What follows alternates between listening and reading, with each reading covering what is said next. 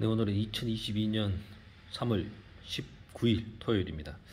제가 한동안 동영상을 업로드를 하지 않았는데, 여러분들 뭐 잘 아시다시피 지난주에는 대한민국에서 아주 큰 이슈죠. 대통령 선거가 있었고, 뭐 제가 이 유튜브를 통해서 제 정치적 성향을 이야기하려는 건 아니고요.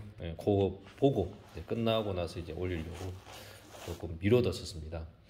오늘은 부동산 어떤 입지적인 이야기 혹은 어디가 오른다, 어디가 좋다 이런 말씀을 드리려고 한 건 아니고요.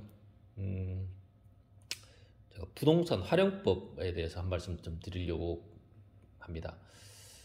예전에 제가 어렸을 때는 이 부동산이라는 걸 복덕방이라고 그랬었죠. 연세 많으신 어르신들이 사무실 내에서 이제 바둑, 장기 두면서 막 그렇게 이제 하셨던 게 기억이 나는데, 저도 어렸을 때 이제, 어른들 손잡고 이렇게 갔던 그런 기억이 나는데, 그럴 수밖에 없었던 게, 그 당시에는 이 부동산, 소위 말하는 이 부동산이, 연령이 좀 높은 고연령대의 남자들이었던 전유물이었었죠.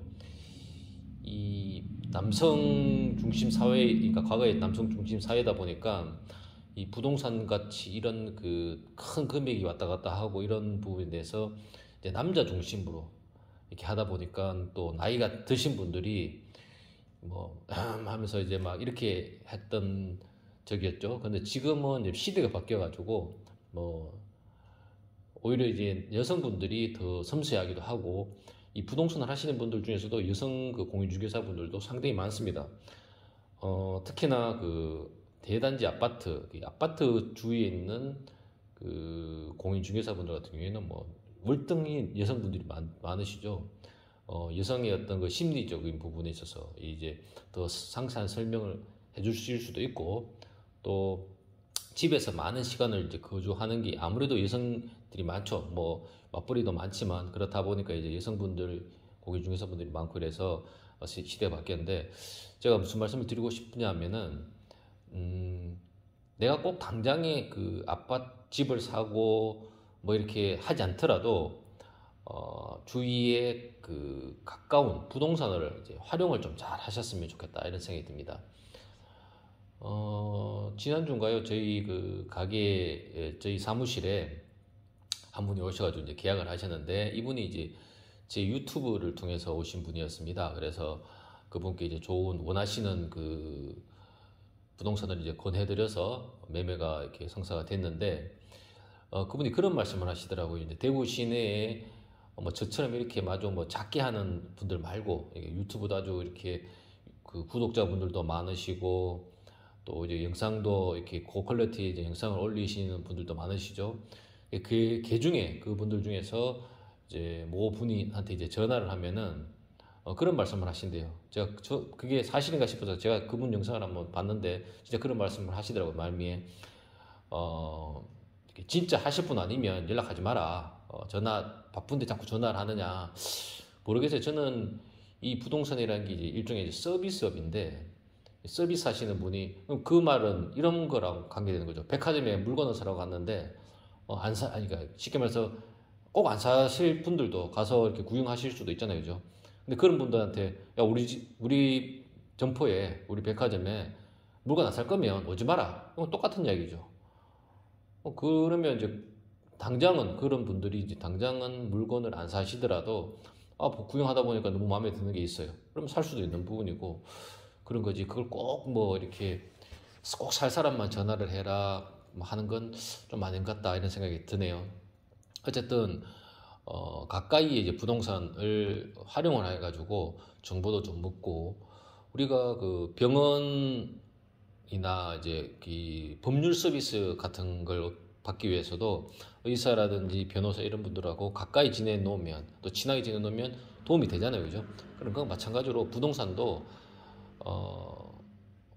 내가 꼭 당장, 오늘 당장, 내일 당장 집을 사고 점포를 얻고 세를 얻고 이러지 않더라도 부동산에 가서 좋은 정보도 얻고, 오늘 내가 지금 살고 있는 지역에 어떤 호재들이 있는지, 아니면은 또 이 향후에 어떤 이제 전망이 있는지, 그리고 또 부동산 뭐 1, 2년 이후에 그 이후까지 이렇게 그 전망을 좀, 아무래도 나보다는 이 부동산 하시는 분이, 신업에 계신 분이 더 많은 내용들을 아실 테니까 그런 정보도 없고 그렇게 하는 곳이 바로 부동산 아니겠습니까, 그죠?